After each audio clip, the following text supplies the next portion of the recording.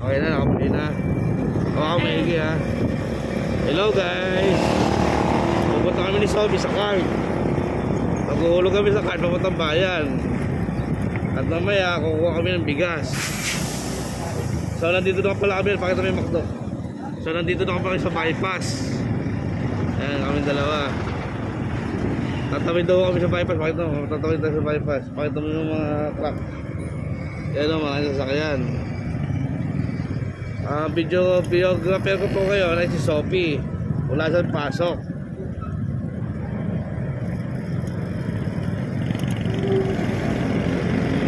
Pero kakanta kami ng sabay-sabay.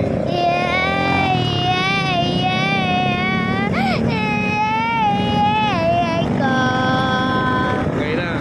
Guys, napakainit. Grabe. Kaya nakatalok po kami pagdama. Kami lang dalawa. Sophie naka-Elias. Dati naka-Ninja. Ninja. Diba motor tipon yung Ninja? Pero naiwanan niya na. Dalawang kamay hawak yung cellphone. Oo, nahawak ko dalawang kamay. Yan guys, daan lang kami kasi bibidyo kami. Pero konti dahan-dahan, diba? Para hindi mo lang talaga cellphone. Yan guys, sa akin naman takbo namin, smooth na smooth. Ang lakas ng motor nila pero sa atin din, no? Ito po ang barangay Pagkabuhay. Yan. Ito po ang barangay Pagkabuhay. Kami po ay nanggaling sa Santa Fe. Ngayon ito ay barangay Pagkabuhay. Weh, dade, totoo? Yes. Ito po ang hatchery. Pakita yung hatchery. Yan po ang gusto ni Sophie bahay. Ito siya malaki na, may trabaho na. Gagawa rin sa kanyang bahay. Pakita mo yung high school. Para lang ako yung DJ. Wait lang. Dapat doon tayo. Konti na mo.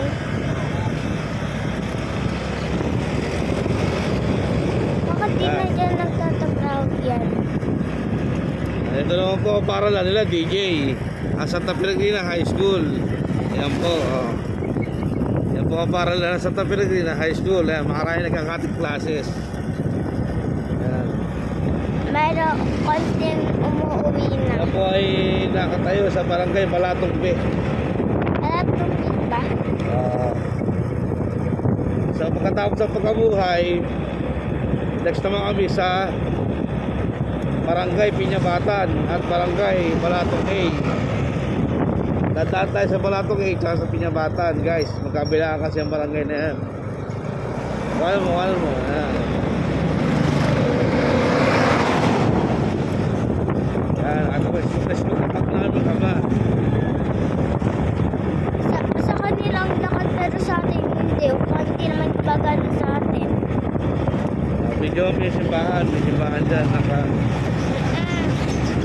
Ngayon, malapit na tayo sa simbahan ng Piñabatan. Ito. Yan. May nakikita kayo si mama. Yan. Yan po ang simbahan ng Piñabatan.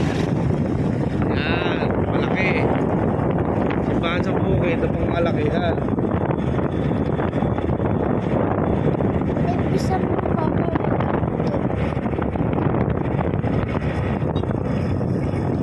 Sobrang init tapos sobrang hangin, no? Yan. Mililigo pong truck. Alanganin. Ito na po ang paralan ng Balatong A. Mga elementary. Ako, bata pa ako, grade 1 ako. Ito ba nakaliwa? Pakita mo po nakaliwa. Yan. Yan po ang paralan ng Balatong A. Kala ko Balatong B. Madaming dumadaan. Dahil dumadaan. Siguro fiesta yata, no? Madaming dumadaan. May tindahan. Dito naman ang cemeteryo nakalibing si Lola Kaka. Dati sa atin ba naalala si dyan ba inalaga si Kuya? Naka-overport. Nakakamiss. Tapos ako din. Ikot pa tayo sa cemeteryo. Video kami ng loob ha. Nakakamiss nga eh. Nakakamiss ko. Papasok po kami sa cemetery. Hindi. Silip kami sa Kay Lola Kaka. aming lola.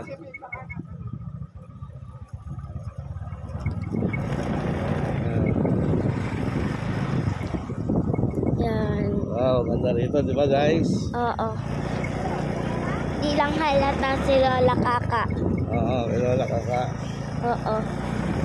Kasi doon pa sa dulong dulo oh. Ano dulo.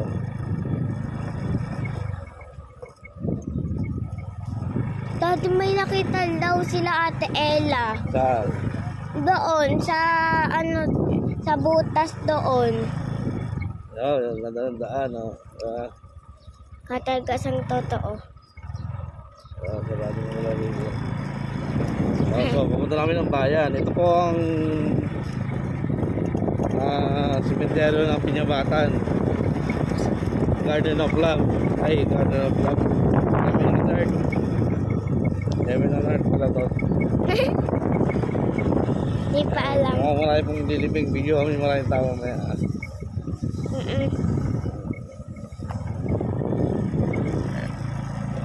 Ano, may libing po ngayong araw na to. Dati may nakita daw sila Ate Ella doon sa gilid lang di Lola Kaka pero mataas. Na nakabaong pero nakabukas. Saan? Doon daw sa kila Lola Kaka. Pero doon sa doon. Bakit may ganun no? Dapat sinasarado na nila.